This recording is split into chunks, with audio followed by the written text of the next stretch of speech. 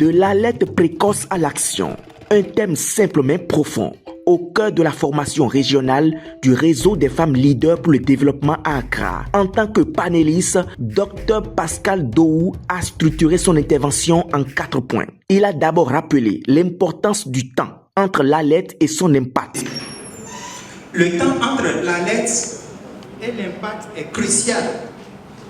Le perdre peut avoir des conséquences dévastatrices.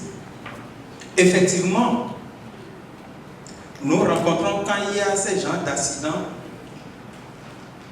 le temps écoulé et la réaction des sapeurs-pompiers, c'est-à-dire des secours, peut conduire l'accidenté à perdre la vie. Et c'est fréquent. Après cette mise en contexte, l'homme a élargi la réflexion en soulignant la nécessité de définir les stratégies adaptées pour mieux anticiper les risques. Alors, quelles sont les stratégies qu'on peut développer?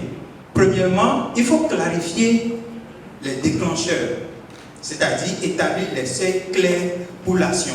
Quand l'incident se produit ou l'accident se produit, automatiquement, il faut appeler. Par exemple, s'il s'agit d'un accident de la route, il faut automatiquement appeler. C'est-à-dire, déjà, il faut disposer du numéro de secours. Quand il s'agit d'inondation, qui est-ce qu'il faut appeler? Il faut le savoir. La deuxième stratégie, ce sont les responsabilités définies. Qui est responsable de quoi? Et quand? Qui est responsabilisé? Qui doit agir à quel moment? Il faut le savoir. Il y a également le financement prépositionné.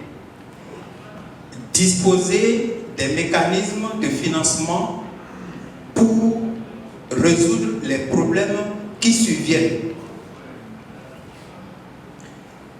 Et enfin, il y a la communication efficace, c'est-à-dire traduire les données complexes en messages clairs et exploitables. Je donne un exemple à ce niveau. Quand on a le numéro des sapeurs-pompiers, parfois, il y a certains citoyens malveillants qui s'amusent avec ce numéro, alors que les sapeurs-pompiers, pour eux, c'est imminent, cet appel est imminent, il faut agir. Donc cela brouille parfois la réactivité des secours dans ces cas-là. Une fois celle-ci exposée, l'homme a attiré l'attention sur un autre enjeu, les défis communs qui freinent leur mise en œuvre. En ce qui concerne les défis communs à la mise en œuvre, nous avons ici quelques obstacles fréquents. Les échecs dans la tradition des alertes peuvent être liés à des problèmes techniques, comme un message d'erreur d'envoi, des problèmes de configuration de messagerie ou des fautes de frappe, ou encore des problèmes linguistiques, comme des erreurs de sens ou des jeux de mots difficiles à traduire. Il y a également la lenteur administrative telle que je l'avais dit. Et l'inertie bureaucratique, c'est-à-dire les processus lents, manque de flexibilité, et nous connaissons tous nos administrations africaines, la lenteur administrative.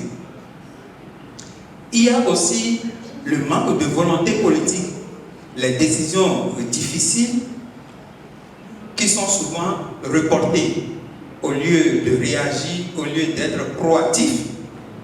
On dit, bon, demain nous allons le faire, après-demain nous allons le faire, ou bien il y a les fonds qui sont disponibles, mais on se dit, il faut réunir les acteurs d'abord, tellement que le processus de décaissement des fonds pour agir fait parfois défaut. Donc, nous avons également les ressources limitées, la résistance au changement et des données fragmentées ou non fiables. En abordant ces défis, il a mis en lumière les obstacles récurrents observés sur le terrain. Pour conclure, il a ouvert sur l'essentiel, les solutions à développer pour transformer l'alerte en action réelle. Il a enfin présenté les solutions prioritaires fondées sur la coordination, l'anticipation et le renforcement des capacités. Alors, par rapport à ça, quelles sont les solutions possibles qu'on pourrait y avoir? les mécanismes rapides de prise de décision, c'est-à-dire créer des cellules de crise dédiées.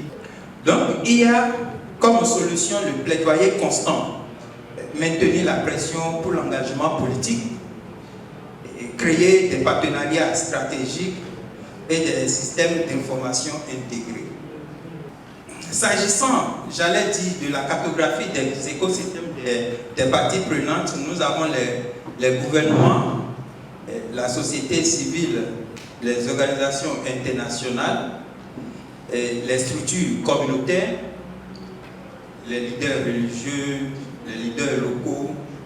Nous avons également le secteur privé qui doit jouer un rôle prépondérant dans ce mécanisme d'alerte précoce.